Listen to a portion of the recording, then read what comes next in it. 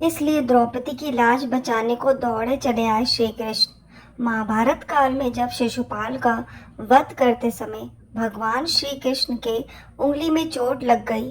चोट लगते ही भगवान श्री कृष्ण की उंगली से रक्त की धारा बहने लगी।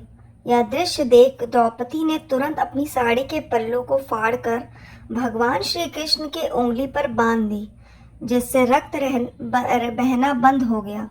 जिस दिन यह घटना हुई उस दिन श्रावण मास की पूर्णिमा थी। कहते हैं तभी से रक्षाबंधन के पर्व को मनाने की परंपरा आरंभ हुई। जुए के खेल में जब युधिष्ठिर अपना सब कुछ हार गए तो शकुनी ने द्रौपदी को दांव पर लगाने के लिए कहा। उल्टा शकुनी ने द्रौपदी को भी दांव में जीत लिया। द्रौपदी को दांव में जीतने पर दुशासन भरी सभा में बालों से पकड़कर द्रौपदी को घसीट कर लाता है। द्रौपदी का भरे दरबार में भयंकर अपमान किया जाता है। द्रौपदी का जिस समय अपमान हो रहा था तब उस सभा में भीष्म पितामह, द्रोणाचार्य और विदुर भी विराजमान थे, लेकिन किसी ने विरोध नहीं किया। इन लोगों के मौन रहने के बाद दुर्योधन ने द्रौपदी का चीरहरण का आदेश दिया। तब द्रौपदी ने रोते हुए अपनी आंखें को बंद किया और भगवान श्री कृष्ण को याद किया।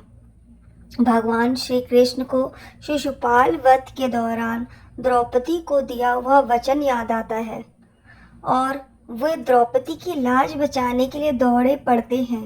भगवान श्री कृष्ण द्रौपदी की लाज बचाने के लिए लीला रचते हैं और ऐसा चमत्कार करते हैं जिससे द्रौपदी की साड़ी लगातार बढ़ने लगती है और दुशासन साड़ी खींचते खींचते थक जाता है। इस प्रकार भगवान श्री कृष्ण ने द्रौपदी की रक्षा की और अपने वचन पूरा किया। बाद में द्रौपदी ने श्री कृष्ण से पूछा, प्रभु, जब मेरा अपमान हो रहा था आप तुरंत क्यों नहीं आए?